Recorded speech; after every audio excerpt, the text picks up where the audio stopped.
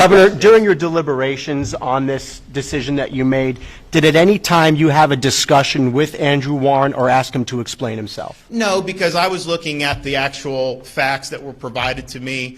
We were able to, my office consulted with a lot of people. This was a statewide review to make sure that we were not going down the road of San Francisco, Los Angeles. And like 95% of it was all right here in Hillsborough.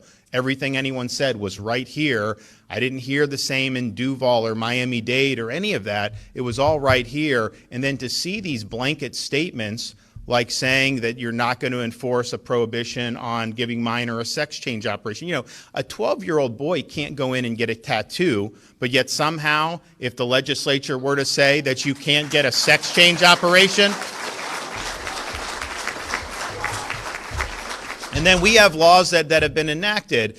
And so he was the only one that was making those types of declarations. He was the only one signing his name to letters that basically said, to hell with the people of Florida, I'm going to do what I want. You know, we take care that the laws are faithfully executed. Not every law on the books in Florida do I agree with. I mean, it is what it is. And yes, there's sometimes the legislature will put laws on my desk that I veto, and then it doesn't become law. They have the ability to override. They haven't done that yet. But that's just the way the system works. And for example, if it ever got to the point where I vetoed a piece of legislation and the legislature overrode it, I don't think that'll happen, but if it did, then I would be duty-bound to enforce that law. I can't just say, you know what, and throw a hissy fit and say, oh, I don't think it's good and I'm not going to enforce. That's not the way the law works. And so and if you look around the country, the root of a lot of the problems is that this idea has taken hold that you can be a law unto yourself as a prosecutor,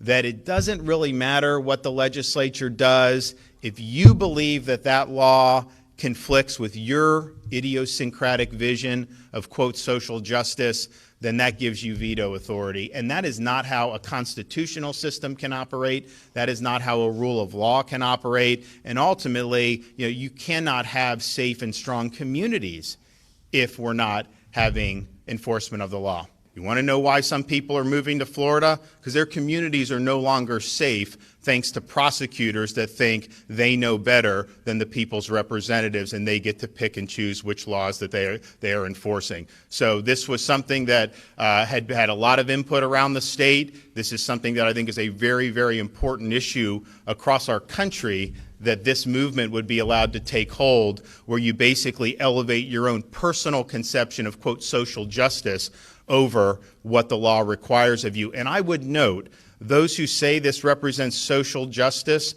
look at San Francisco. They had to recall this prosecutor who was put in, funded by people like George Soros, saying he's not going to prosecute. They did the recall election. He was recalled, even in a very liberal jurisdiction. But the places that voted to keep him were the affluent communities who are not bearing the brunt of the policies. The places that voted to recall him were the working class communities, because they bear the burden of ignorance and refusal to enforce the law. And so what this is all about is really, when you uphold the rule of law, you are protecting the most vulnerable in our society. That's why we have a rule of law.